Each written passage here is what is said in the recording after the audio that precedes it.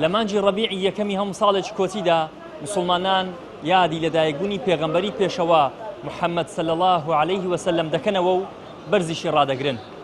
بۆ ئەو مەبەستا لە کوچە و کۆڵانەکان، لە شەقام و بازاڕەکان پۆستەرات و فلێکسی جۆرا و جۆر بۆ خۆشویستنیان بۆ پێغەمبەری خوا صلی الله عليه وسلم هەڵدەواسرێن و شیرینی و جۆرە جیاوازەکانی نوقلیش دابەش دەکرێن.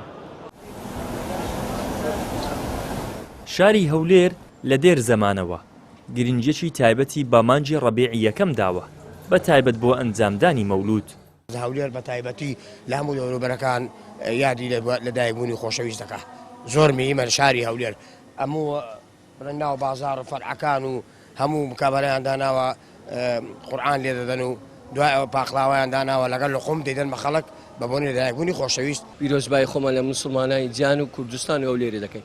ئێمە وەکو دوکاندارانی دەرگەی قەیسەری ساڵانە هەردەستین بە یادکردنەوەی بۆنە پیرۆزە هەر یەکە لە ڕێی خۆی بە جێرەی خۆی هەردەستی بەشدار دەبی لە خێرە پیرۆزە. گرنگیدان بە مانجی لەدایکبوونی پێغەمبەر صلی الله عليه وسلم بە ئەنجامدانی مەولود و بڵاوکردنەوەی ژیان نامەکەی و بەشێکی تریش لە هاوڵاتیان بە دابەشکردنی شیرینی و شەربەت ئەو یادەبەرز ڕادەگرن.